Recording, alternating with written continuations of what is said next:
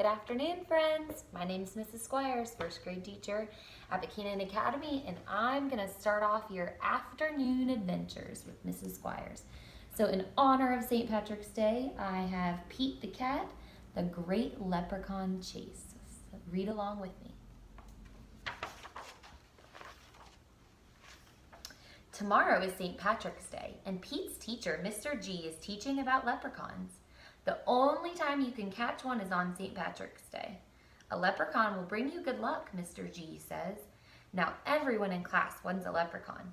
Pete gets a great idea. He will open a leprechaun catching business. St. Patrick's Day comes and Pete gathers some supplies. He hangs a sign above his stand. This will be easy, Pete thinks. Squirrel is Pete's first customer. I want a leprechaun, Squirrel says. I need good luck for my test. Cool, I'm on it, Pete says. Pete has a plan. He will follow a rainbow until he finds a leprechaun. Finally, Pete arrives at the end of the rainbow and finds Clover the leprechaun next to a pot of gold. Pete sneaks up behind Clover. Swoosh!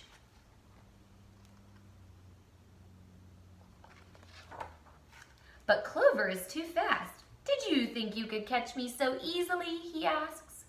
Once there was a cat named Pete who thought nabbing some luck would be neat. Then he happened upon a smart leprechaun who will find quite tricky to beat. Clover disappears in a puff of green smoke. Pete will need a new plan. That afternoon, Gus visits Pete's lucky leprechaun catchers. I want a leprechaun, Gus says. I need good luck for my band recital. Pete says, I'll see what I can do. Pete plans to lure Clover out with his music. He plans a jaunty song on his guitar.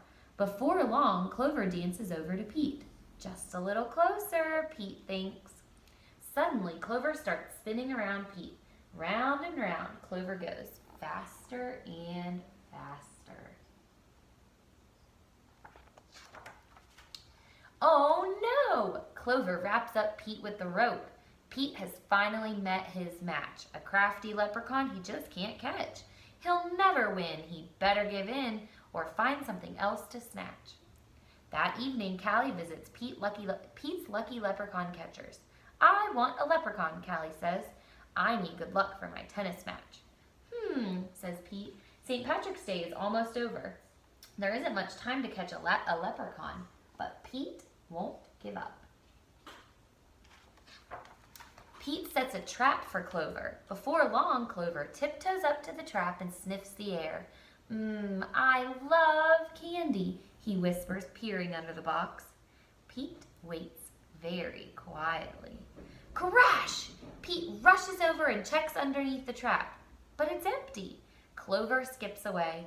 Pete has tried many a plot, but still I haven't been caught. And isn't it dandy? I even got candy while Pete ends up with squat.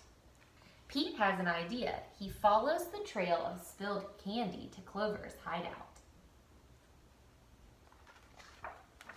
Pete sneaks up behind Clover. Swoosh! Pete finally catches Clover. Why do you want me? Clover asks. I'm helping my friends who need some extra luck, Pete says.